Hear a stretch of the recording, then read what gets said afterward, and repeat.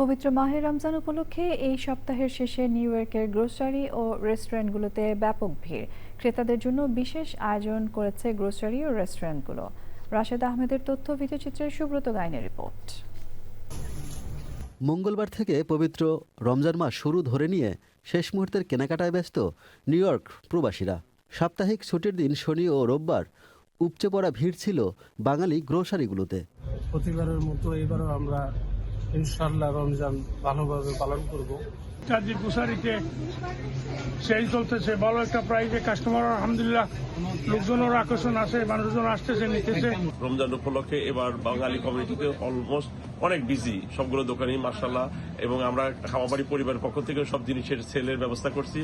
রমজান উপলক্ষে প্রতিবারের মতো এবারও বিশেষ ছাড় দিচ্ছে গ্রোসারিগুলো। ফ্রেশ সবজি, মাছ ও মাংস গ্রাহকদের কাছে পৌঁছে দিতে বিশেষ উদ্যোগ নিয়েছে প্রতিষ্ঠানগুলো। দেশীয় ও আমেরিকান দুই ধরনের খাবার নিয়েই ইফতারের বিশেষ প্রস্তুতি নিয়েছে রেস্টুরেন্টগুলো। এবারের রোজায় আমি মোটামুটিভাবে অনেক মানুষের সমাগম দেখছি। অনেক মানুষ স্বতঃস্ফূর্তভাবে সবাই চলে আসছে আমাদের বুকিং দেওয়ার জন্য। আজকেও অনেকে এসেছে, আমরা অনেকেই বুকিং দিতে পারছি না, এই জন্য দুঃখ প্রকাশ করছি।